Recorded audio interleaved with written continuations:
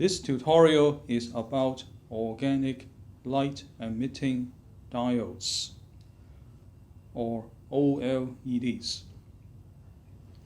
In this tutorial, we will cover 4 topics. First, we will explain what is organic electroluminescence, or EL.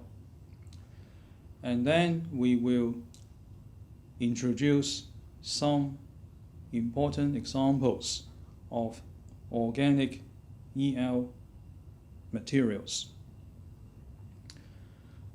Next, we will describe the operating principle of OLEDs, and this means how the OLED device can emit light when it is supplied with an electrical bias.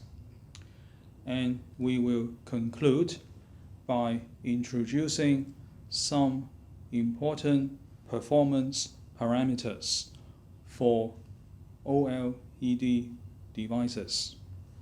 My name is Terence Wong. I obtained a PhD degree in electrical engineering from Cambridge University in 1992, specializing in nanofabrication. At the moment, I'm a faculty member at the School of Electrical and Electronic Engineering at the NTU in Singapore.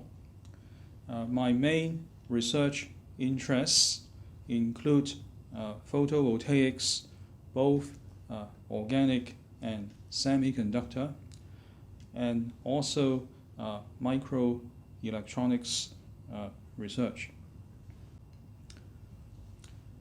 In this slide, we will introduce what are organic light emitting diodes, or OLEDs. The OLED is a new optoelectronics technology which is being applied to flat panel displays for mobile electronic devices such as the smartphone. I have one example of an OLED display, and this display, as you can see, has rich colors. It demonstrates very vivid, colorful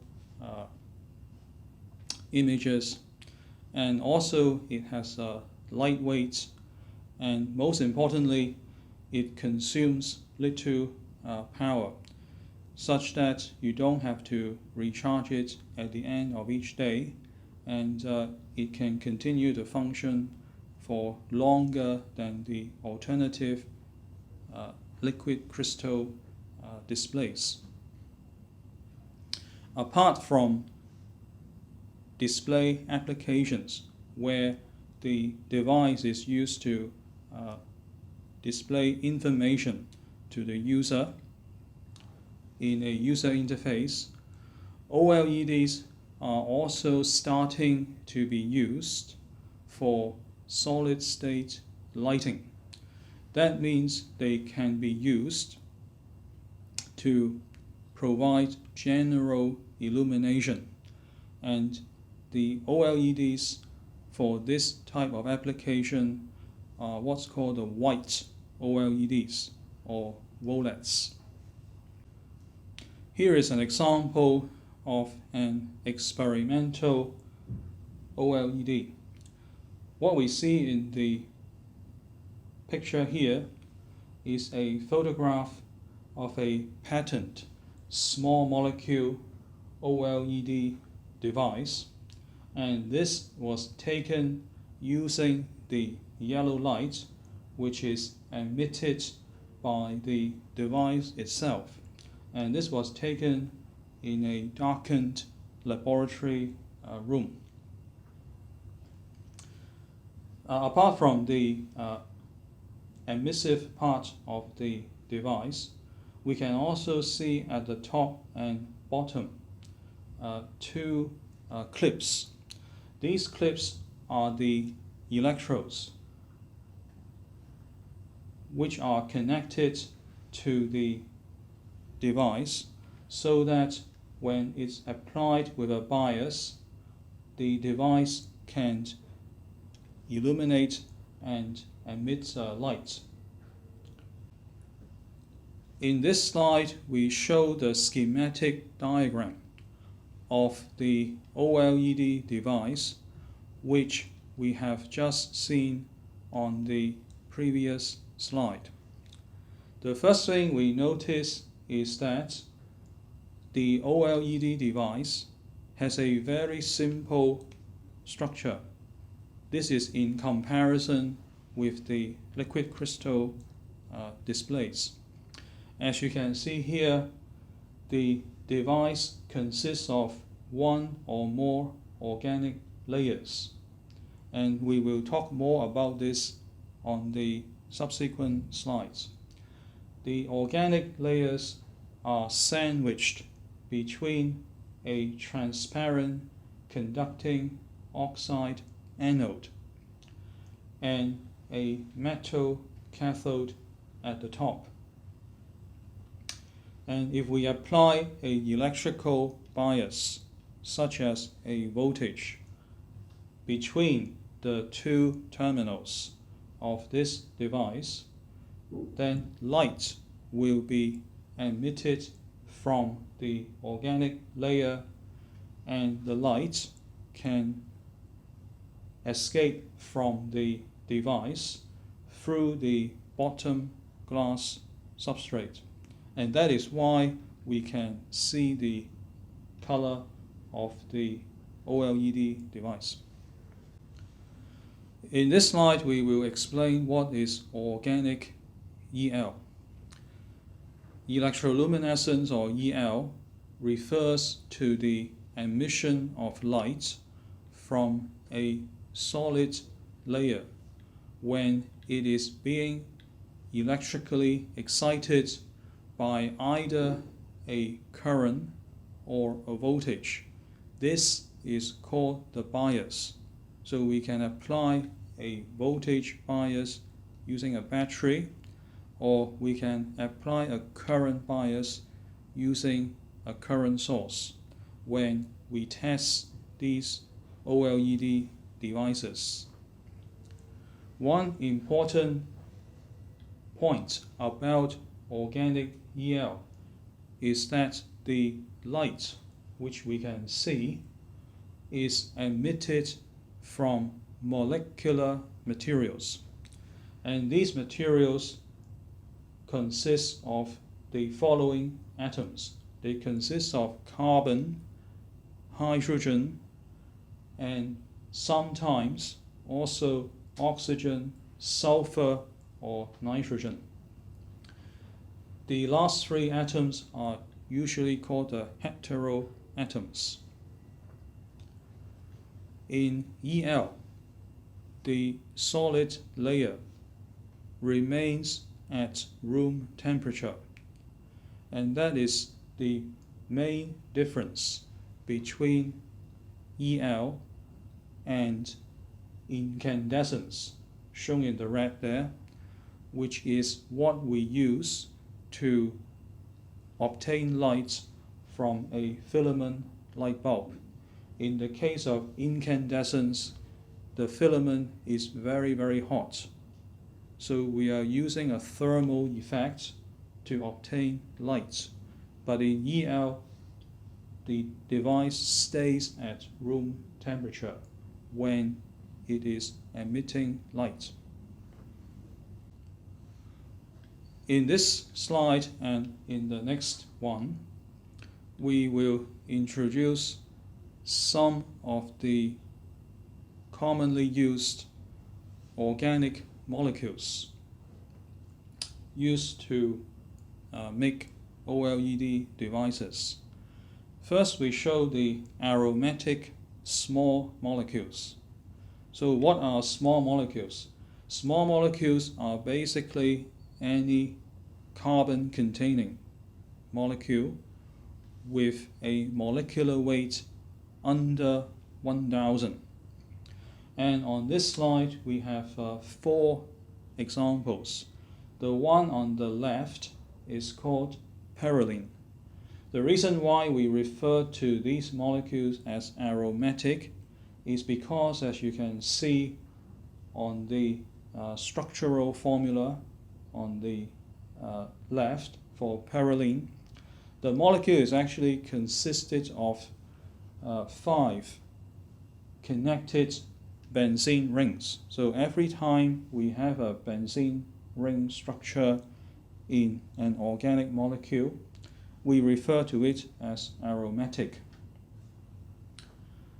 The small molecule in the middle is called anthracene, and this one is of historical interest because the very first demonstration of small molecule EL from an organic material was done using anthracene. And then there are some other examples such as stibine and a larger molecule called PTCDA.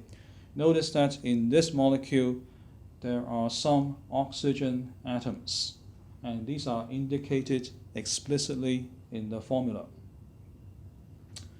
Notice that following the convention in organic chemistry, we do not need to indicate carbon. The lines you see in each of these structural formulae represent chemical bonds. At the junction of these lines, it is assumed by default to be a carbon atom. Also, the hydrogen atom is not shown explicitly. It is assumed to be there. On this slide, we show another important class of organic EL materials, and these are called the conjugated polymers. We have 4 examples of these conjugated polymers. The first one is a green emitter, and this one is called polyphenylene phenylene.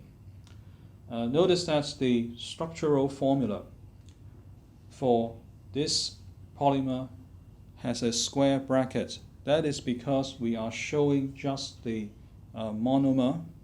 The monomer consists of the phenylene ring and this vinylene linkage.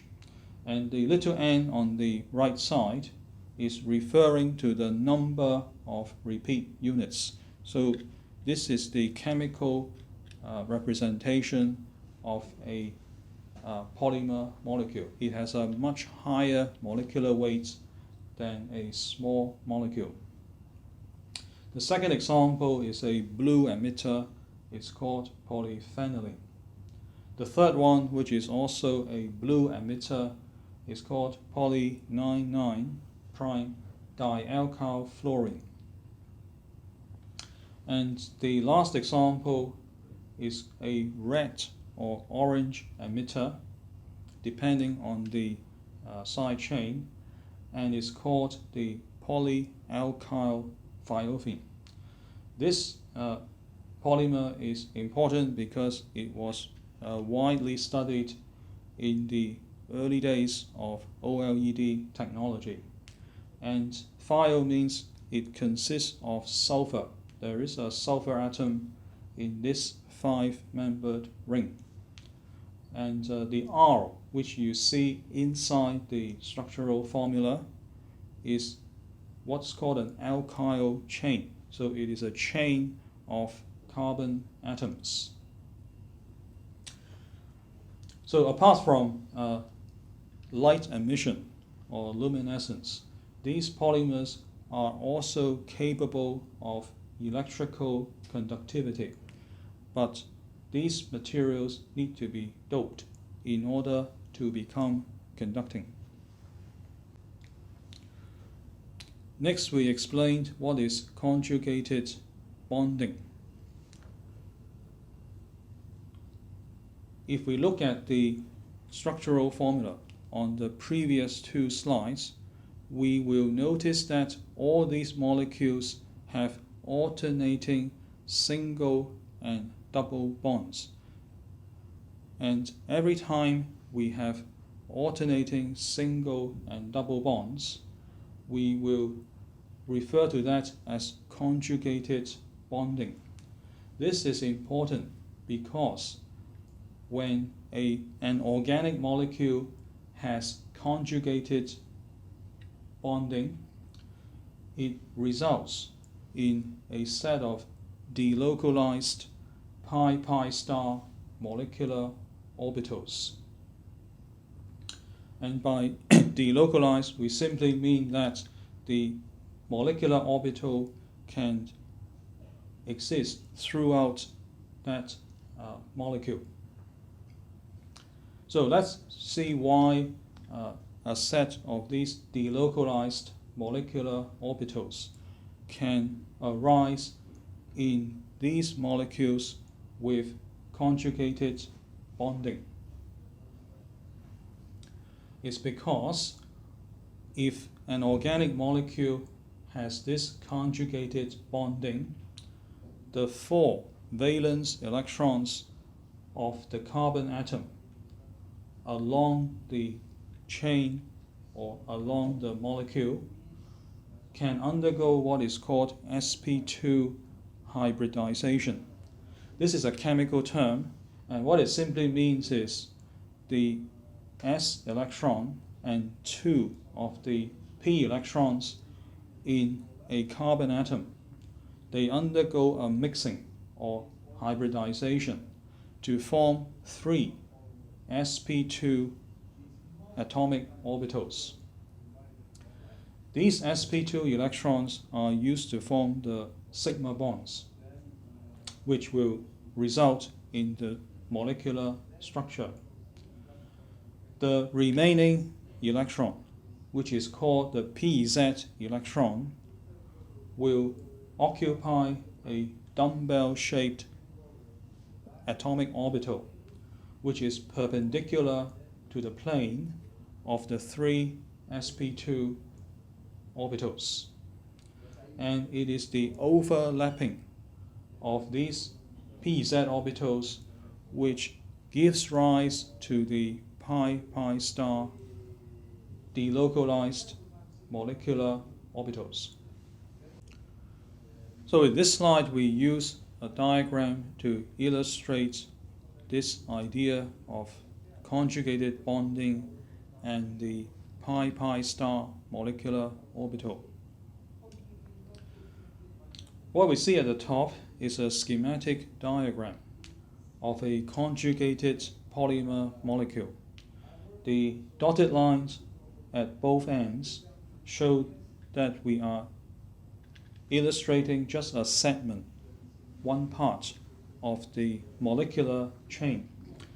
And at each point of this molecule, where there is a dumbbell, it's assumed that we have a carbon atom.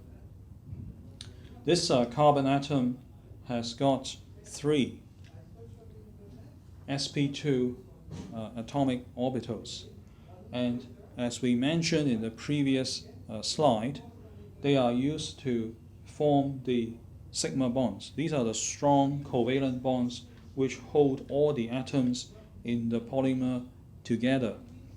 But since carbon has 4 valence electrons at the outermost shell, there is 1 electron which is not engaged in covalent bonding. And this is illustrated by the dumbbell shape on this diagram. These are what's called the pz orbitals, and they are oriented perpendicular to the plane of this chain molecule. Now, due to a principle in quantum mechanics which we cannot discuss in detail, and this is called the Pauli's exclusion principle, we find that when the pz orbitals overlap with their adjacent neighbors, the energy of the electron in the pz orbital will have to split. That means one energy level will split into 2 and then 4 and so on into a set of very densely spaced energy levels. And there are actually two sets of these densely spaced molecular orbitals. The one at the bottom is called a pi molecular orbital, and the one at the top is called a pi star molecular orbital by convention. And in between the two, there is a so-called HOMO-LUMO gap. And this is very important because this gap contains no energy levels. And it is this gap which gives the conjugated molecules the semiconducting behavior. Because in a crystalline semiconductor, such as silicon or gallium arsenide, we have something very similar to this. And this is called the valence band and the conduction band. The valence band is similar to the pi molecular orbitals, and the conduction band is similar to the pi star molecular orbital. We have reached the end of part 1 of this tutorial on OLEDs. In this first part, we have introduced the device structure of OLED devices and also the two categories of organic semiconductors which are used to make these devices. And we have explained the origin of semiconducting behavior, and that is the conjugated bonding in these organic molecules.